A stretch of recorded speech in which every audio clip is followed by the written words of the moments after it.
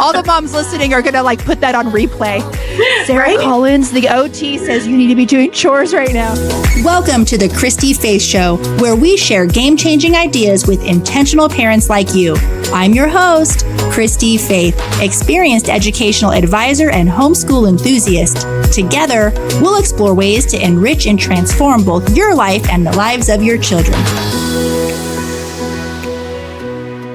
This episode is brought to you by a program I've been using going on 5 years now. Cross7, classically based musical memory work. I've seen firsthand how memory work has benefited my own kiddos, especially as they've grown older and started engaging in more complex homeschool material. What I love about this faith-based program is its dynamic blend of songs, videos, quizzes, and an interactive flashcard system. It's all designed to make learning and retention both fun and interactive. Whether you're already familiar with memory work or just getting started, check out the show notes for information and a free trial of Cross7. Cross7 is a family-owned company, and they truly are the sweetest people you would ever meet. This faith-based memory work program consistently wins awards, including first place in the Practical Homeschooling Reader Awards. Head over to cross7.org for more information. That's CROSSSEVEN.org,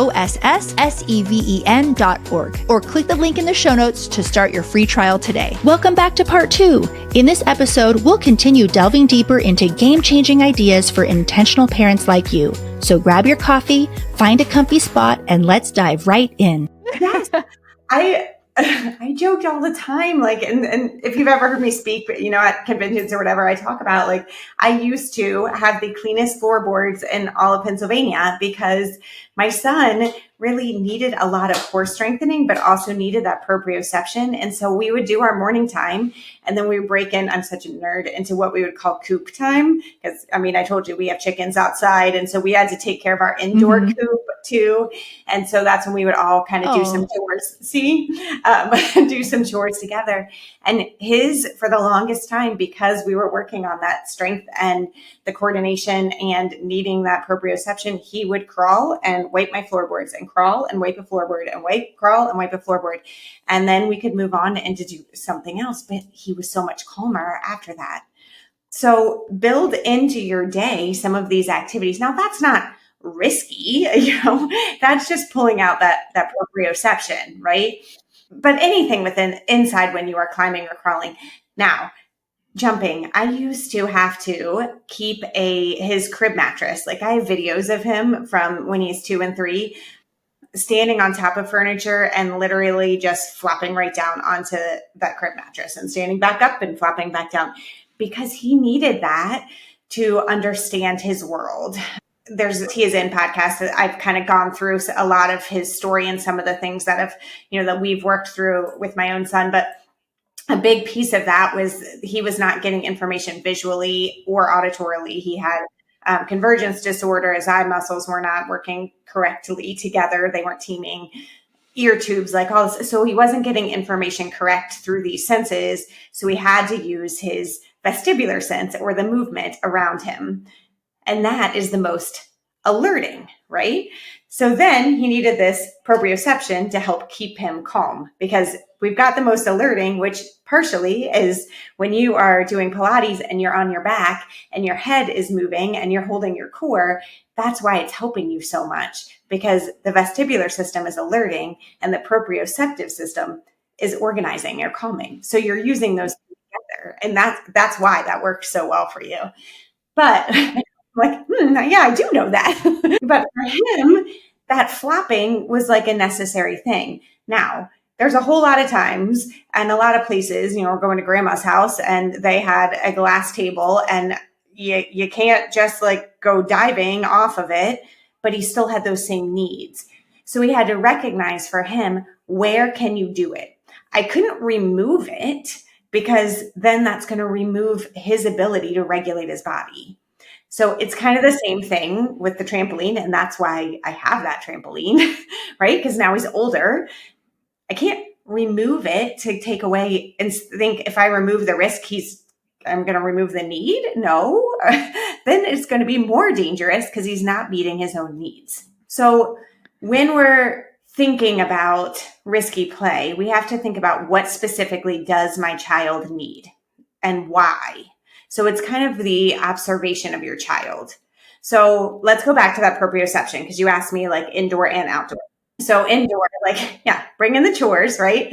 And then making sure that you have a spot that they can do what they want. So whether or not that's that you're okay with moving couch cushions off and we're flopping down onto them, or, you know, we're getting some, I don't know, little skates that fit on the bottom of your shoes, so you're going on the floor, whatever is fine. I loved those like square scooters, right? So he could lay on his belly and pull his body.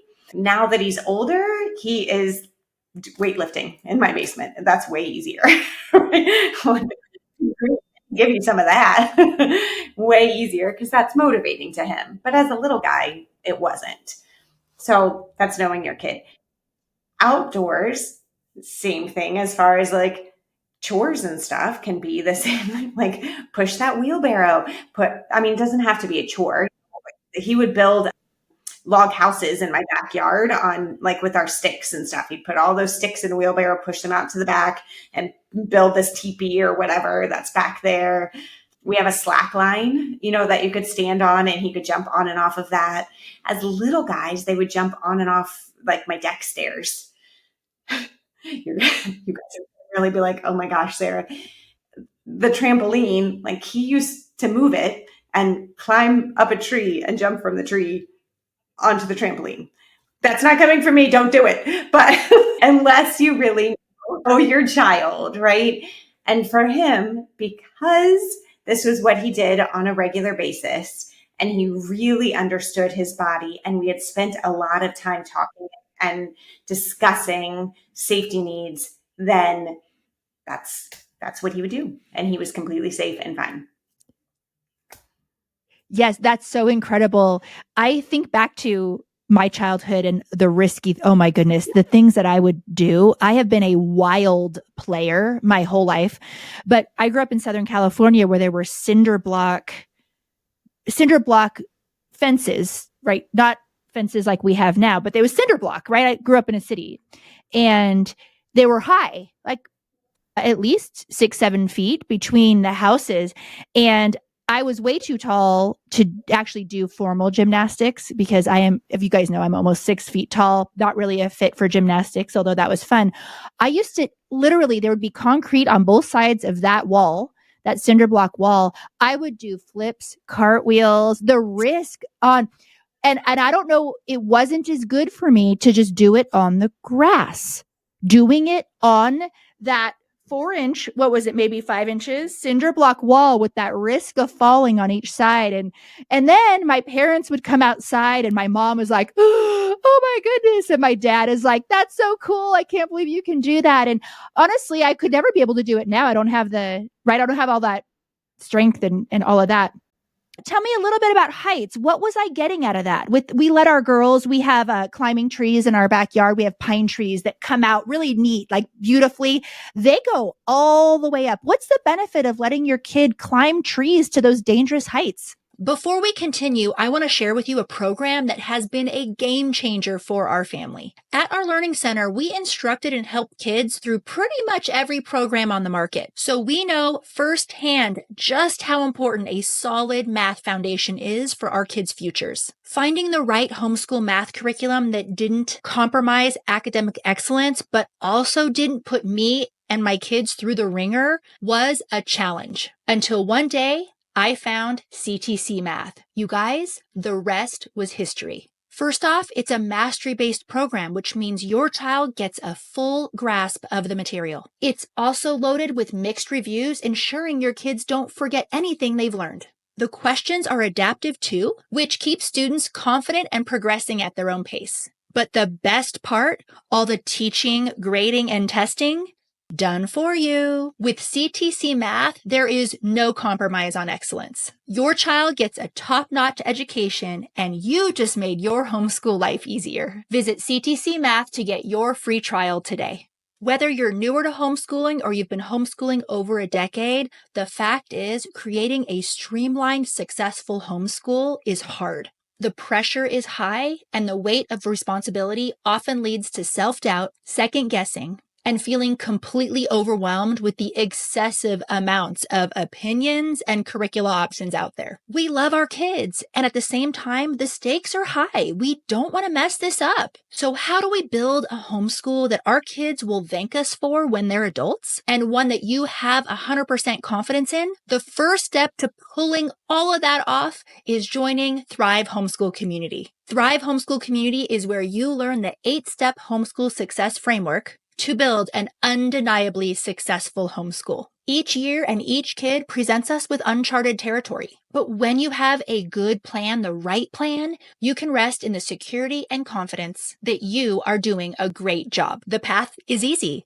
Join Thrive, say a quick hello to your new friends, start the 8-step homeschool success framework, and kiss anxiety goodbye. It's risk-free, no contracts. You can cancel anytime, no questions asked. Go to Christy-Faith.com. That's CHRISTY-FAITH.com. Enter promo code podcast for $10 off your first month. See you inside. Yeah. So number one, it's again, that proprioception and that core strength, because as you're climbing, you are organizing and you're understanding your body. So the more that you're doing that, then the more you understand your body. Again, I keep going back to this and back to this. The more and more and more that you understand, the easier it is to do. And so when they're going up high, now, the other advantage for that is, especially for our kiddos now who are very used to having information and screens right smack in front of their faces, their depth perception is off, which again is one reason why we're seeing so many more injuries. So and now I don't think you should go from, I sit inside and I'm very sedentary and I absolutely love video games to I'm going to climb to the very top of a tree. But I do think incrementally that should go. That's that easy +1. So climb up a little bit and then climb up a little bit farther. And then as you know, like what you're seeing and how far away something is, again, you begin to understand your world around you in a different way, which prevents more injury. So without the risky play, you are more likely to be injured. The more and more we remove the risk, the more risky things actually are. Do we know any information about more than that? I wrote down that, being inside all day and having information close to us, like on a screen, decreased depth perception can cause more injuries. Are there other things we're starting to see with kids that are, and I'm a big proponent of, I'm not against video games. I'm not against screen time. I think we need to honestly train our kids before 18 how to, like, what an addiction is, what it would look like, how to handle it. And there's a lot of benefits even from video games and things like that, of course, in moderation.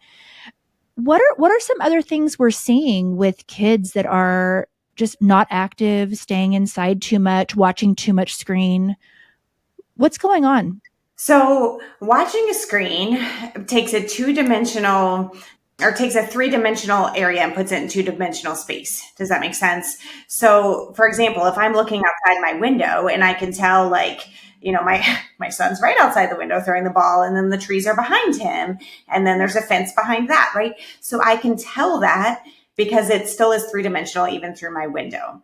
But if you're looking at a screen, it's 2-dimensional, yet it's perceiving 3. And so it's really hard for the brain. It's all the time confusing to the brain. In addition, because of the lights that are coming from the screen, it makes a difference in our brains and the ability to calm and regulate, right? Because what we take in through our eyes, which then goes into the brain to perceive and to organize and to explain, right? All of that is off. And what we're seeing then is an overactive nervous system, which then affects our ability within the executive functioning, right? Which is all in the prefrontal cortex. So if what's happening is you're becoming dysregulated, which then can put yourself into fight or flight a lot faster, which then decreases the blood flow to the prefrontal cortex, then we've got a disconnect here. Not only with development, but you know what else is happening in the prefrontal cortex? Safety awareness, right? This is response inhibition. This is us saying, wait, there's a fire, I shouldn't touch it, right? So not only are we not being exposed outside to some of these risky things, but our brains are literally being molded and wired in a way that makes us less able to understand the risk. That is so fascinating. And we do know this. We do know that our brains are wired and they can be rewired. It's a lot harder to do when you're an adult because I've tried. But that is so fascinating.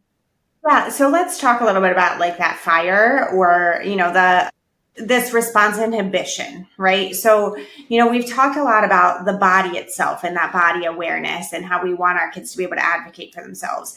But I also want to acknowledge the parents that are like, I literally can't because my child isn't safe because they just see and then do something right away, or they're just running across the street, or we're sitting by a fire and they're going to put their hand right in it, right? Or sit a marshmallow and now we're literally running around with a flaming stick.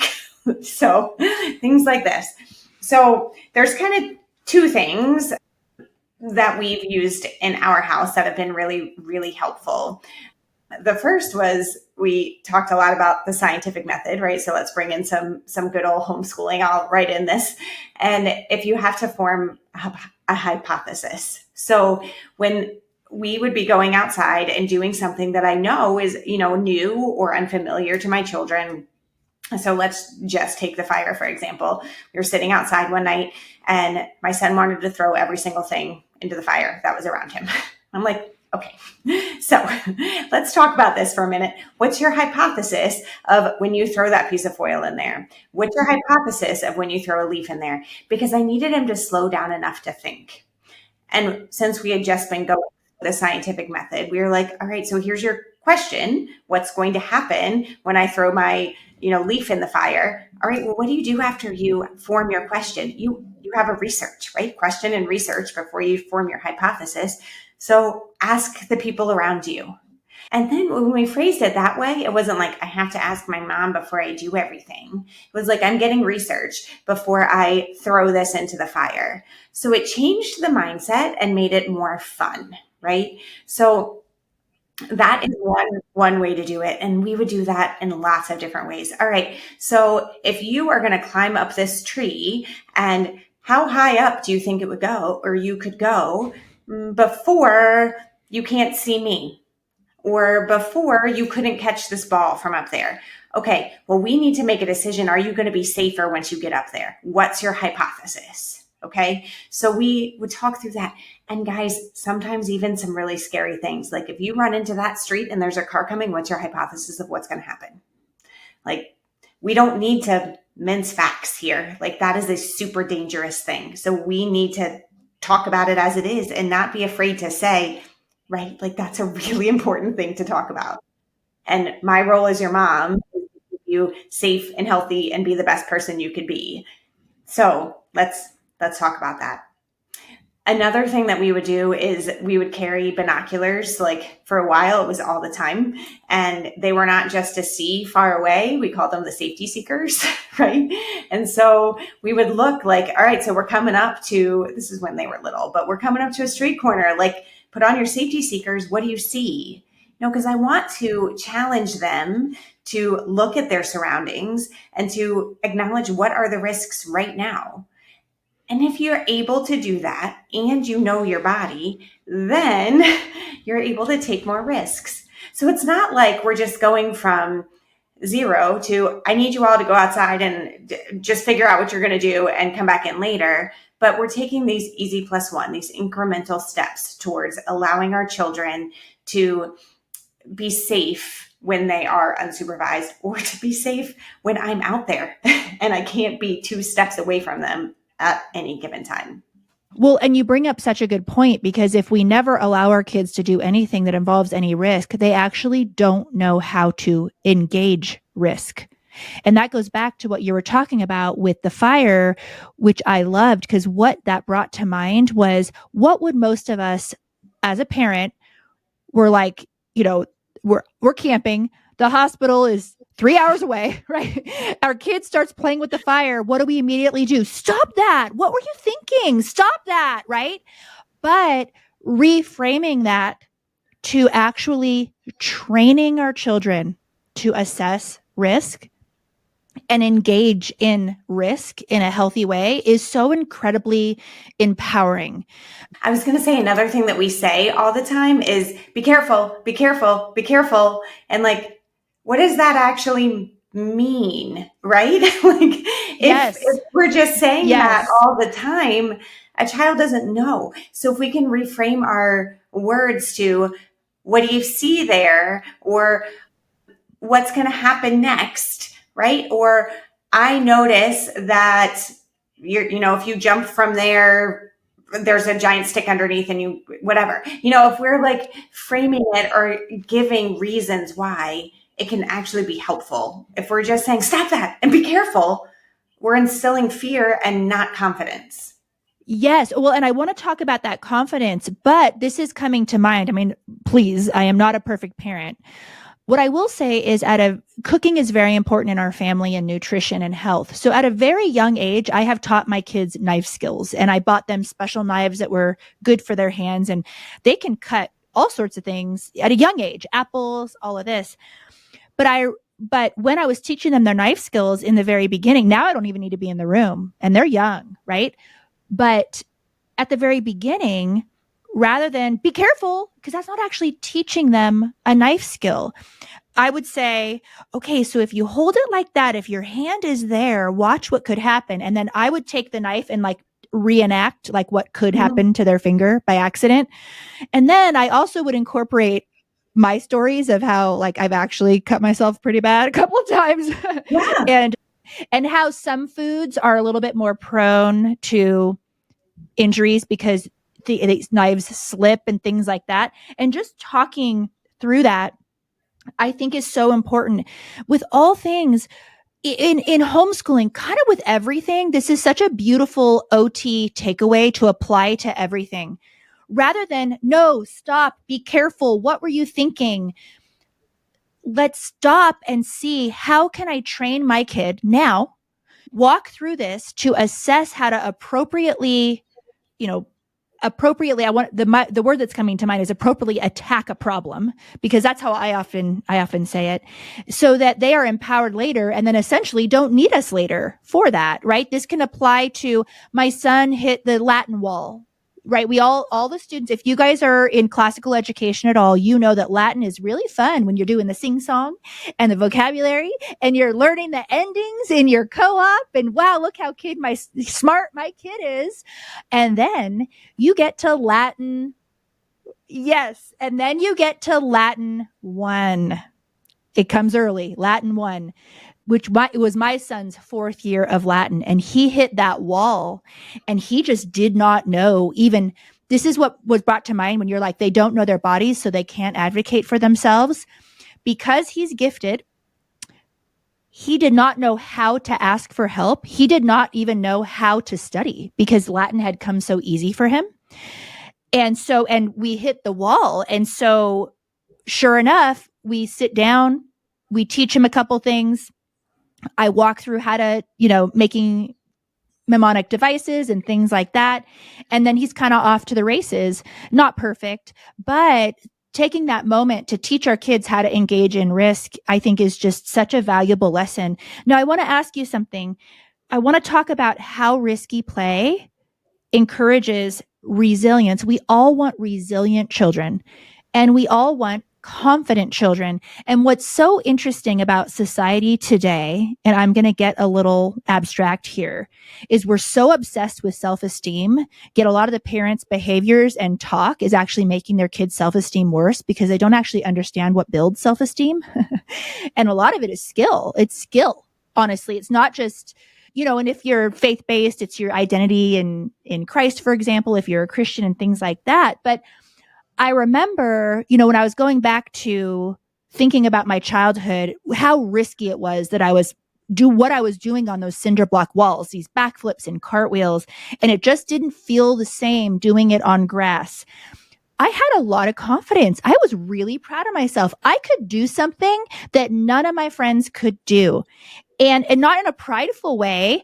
And I felt like I was resilient. It was hard. It was hard to learn some of those things and jumping off and on and things like that. And I would just be there for hours if my neighbors weren't available. I lived with neighbors that I played with a lot, and I could occupy myself on that wall, jumping up and down and doing the flips. And it really, I will say, it did build a sense of self-confidence in me. Can you talk a little bit about how does child-led play or risky play encourage this resilience and self-confidence in our kiddos? The show will resume in just a minute, but first I want to share with you an incredible resource that is totally free to homeschooling families everywhere. Have you ever felt like you were on trial for your homeschooling choice when visiting a doctor or another service provider? It's unsettling, especially when someone misinformed has the power to threaten your family. Unfortunately, we have heard countless stories of parents who have felt trapped in offices and met with suspicion rather than support simply because they were homeschoolers. I've been profiled and interrogated myself, and I'm sure many of you have as well. Enough is enough. It's time we proactively vet service providers before giving them our business and our money. Enter Christy-Faith's list, a directory 100% free to homeschooling families, connecting you with homeschool-friendly service providers who promise to support you in your homeschooling choice. We want every homeschooler in America to know about and be using this list. So here's how to make Christy-Faith's list a household name. 1, tell all your friends about it. Let's show the market just how powerful the homeschool movement is. Number 2, check Christy-Faith's list website before stepping foot into any service provider's office to make sure they are on there. And number 3, if your favorite service provider isn't on the list, make sure to refer them. There's a button on the homepage of the website. It takes only 30 seconds, and that way we can send them a lovely invite. If you're listening and you are a homeschool-friendly professional, we want you on the list. We're eager to connect homeschooling families with you, shout your name from the rooftops, and bring you tons and tons of business. We have plans for every type of business, both small, local, nationwide, and worldwide. Check out ChristyFaithsList.com today. Doesn't cleaning feel like a never-ending battle, especially with kids, pets, and daily life creating messes everywhere? Sure, the kids can help, but we don't want them exposed to harsh, dangerous chemicals, right? The problem is a lot of cleaning products out there aren't safe. Here's the answer you've been looking for. Meet Green Clean Organics, a totally safe, magically effective organic cleaner. It's your go-to for pet accidents, food spills, grease, and organic waste. And it's completely safe for your kids and fur babies. Green Clean Organics is an eco-friendly commercial-grade formula with enzymes that break down odors and eliminate stains from carpet, fabrics, laundry, and so much more. And unlike other cleaners that rely on awful headache-inducing fragrances to cover up odors, Green Clean Organics does what it's supposed to do, breaks down the nasty stuff and actually cleans. And did I mention it's on Amazon Prime? Just put Green Clean Organics in the search bar and try a bottle today. Yes. So I think there's a few things in there that I'm like jotting my notes down. Like, don't forget Sarah, don't forget Sarah. Yeah. A few things that come along with, what you're talking about. Number 1 is that you had the ability to fail, right? And you probably didn't the first time start with a giant flip over top of the center block wall. You probably started maybe on the grass and you were like, all right, this isn't fun anymore. I've done this. I know I can do it. And so then you were like, hey, what's my easy +1? But you did that for yourself because you had the time to ask yourself those questions. Now, we often, and we are living in a society that encourages busyness, busyness, busyness, busyness, busyness. And a lot of times that removes the ability for our children to problem solve and to just have some of this downtime where they can try their own easy +1, like you did in that example there. And if we're removing those abilities and that privilege to problem solve, then how can you get through a problem? You don't have that confidence. You can't do it, right? So we have to really remember, it's awesome that we can take our kids to gymnastics. It's awesome that we can take our kids to, my boys are hockey players. My daughter's a volleyball player. We go all the time, all over the place. I also want them involved in, church activities, things like that. Like, Great. But really think about the priorities. Are we allowing our children enough time to get to know their bodies, to fail safely, and then to be resilient and to come on to the next thing? One way to do that is through risky play and just that free play. So you're outside, you're trying your flip, you've tried it on the grass. You're like, all right, well, that was cool. I know I can do that. Now let me try the next thing. And when you didn't do it, you were like, well, all right, guess I should try again. Like you weren't scared and quit. Instead, you got on and you tried it again. And then mom comes out and she's like, oh my gosh, that's so scary. She turns her back and your dad's like, that's awesome. So then you're hearing it from other people as well. It didn't start with your parents telling you exactly what to do. It started with your own fruition. And that's a huge piece of that. The time to have your own fruition, that task initiation. Let our kids have their own cockamamie ideas that make no sense to us whatsoever. That's a beautiful thing.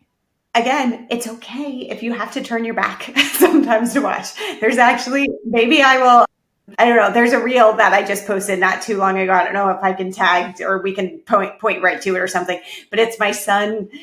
We were on a hike and he really wanted to jump from this dam over top of the creek to the other side. And he knew we could do it. And we talked about it before. And I also knew we could do it, but I also knew I could not watch it because I couldn't do it.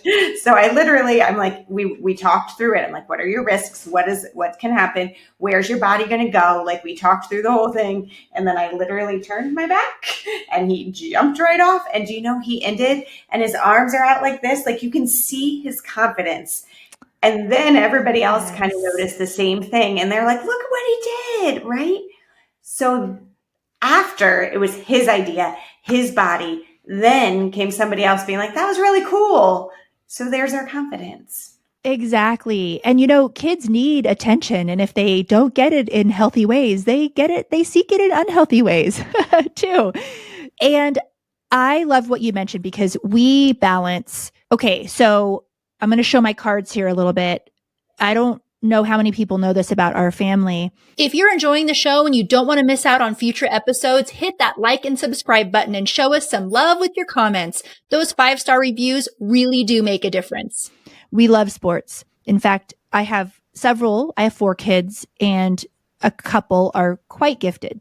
However, and I live in Colorado, people, which may be similar to the sports culture of Texas or something like that, where it runs your life here. And I'm not saying that this is a forever decision for us and our family. I'm not saying that. What I am saying is every season we evaluate and we deliberately have never joined a travel team. We have never joined highly competitive teams that totally suck up your life and your finances. Parents listening, by the way, there is no judgment. If you want this lifestyle, go get after it. In fact, if homeschooling allows you to have this sports lifestyle, get after it, girl. Go do it. I did the research one time on what's the actual financial ROI of doing these types of sports. And it sucks your money for 12 years straight. And the average college scholarship is around $2,000 if it's a sports scholarship. Like you just don't get the ROI. You just don't. And so Scott and I have made very intentional decisions on what are we going to pour into and invest in where we are going to get an ROI for it. And part of that is the mind. We're choosing the mind over sports, right? Because we have great athletes, but do we have collegiate athletes? Maybe if we did all that, I don't know, but it wouldn't be like crazy. Anyway, my point is with all of this is please do not mistake adult directed sports and adult directed activities for play. It is not play. It never will be play. The kids are not allowed enough freedom for it to be play.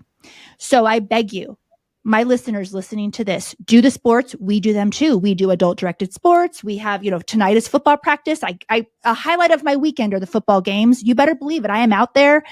However, we also prioritize play for all of our kids, to the point where I'm probably judged by a lot of our neighbors. They probably think we're poor, like can't afford it or something, because we, or whatever. And I don't care what they think, because my kids are out there building forts and reenacting the read aloud from this morning. And my kids are engaged in play with other kids of all different ages, and they're just wild out there. And I'm not saying that I'm a perfect parent. I'm saying that this is a decision based on research, I will say, that we have made for our family. Is we just try to put everything in its proper place, and based on research and how much our kids need play. Charlotte Mason was right. She didn't have scientific research back then, but there has been research since then. And she's right. Our kids need that undirected play. I want to end this episode asking you what I ask a lot of guests who are experts in their particular field. And your field is occupational therapy. And I love this question, and it's not to be negative. It's actually something that I want my listeners to stop this episode and have something to really think about and chew on. What is something in your industry, Sarah, that you just can't get behind, that you disagree with, that kind of sets you apart? Yeah, it's really hard. I was actually talking to my father about this morning, because we went on a walk. They were up here visiting. We went on a walk, and I was like, yeah, but I'm different. That's why. And so I'm going to be met with a lot of disagreement on this. So I really, a lot of times feel like occupational therapists want to bring people in, and we feel like that we are the ones to very much make the difference in a person's life. And I'm not discounting that. I think if we are absolutely joining in with a team and joining with our parents and really trying to work with parents, then we are making a huge difference. But sometimes I think we just need to encourage our kids to go outside and play, and that they don't necessarily need to be dragged to therapy over and over and over for years and years and years and years and years. But instead, if we focus in on parent training and what can you do throughout your day to encourage your children, then we're going to have a larger impact. And that's actually what Homeschool OT is built upon. It's built on this parent consultation model of, I'm going to talk to you about what your child specifically needs and wants to do, and how we can carry this over into the day. And then, yes, absolutely, if you need direct therapy, I'm going to help you to find the person to do that. I don't do that anymore. I don't work specifically with children. I work only with parents. But I don't think we need to set up kids that are going to need to be in therapy for years and years and years. We want to have that influence to move on out and find what fits within your lifestyle to help you be successful in what you need and want to do. Can be very different.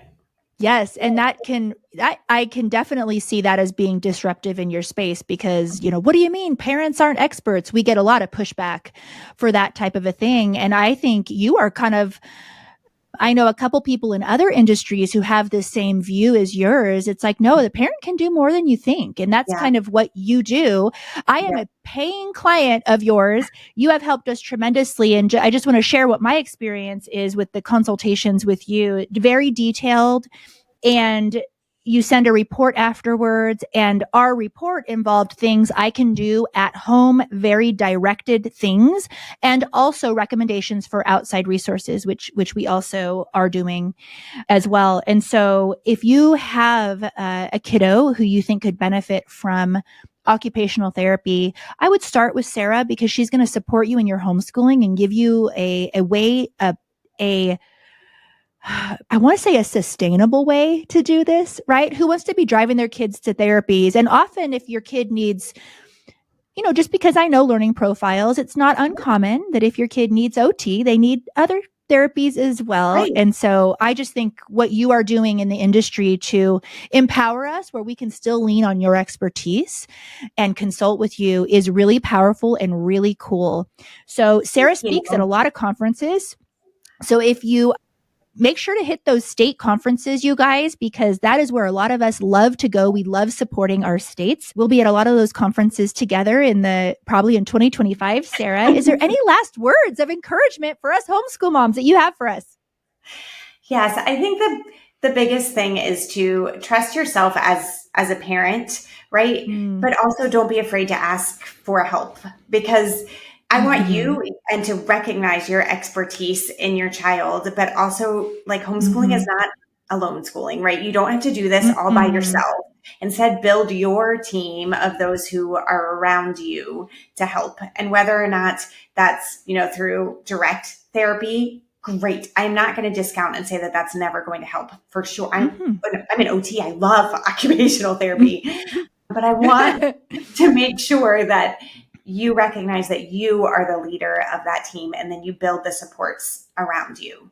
Yes. And so many of us are pulling our kids from the system because of special, unique needs. And that requires building a team. Not going to lie, it's not finding the perfect curriculum always because it doesn't exist.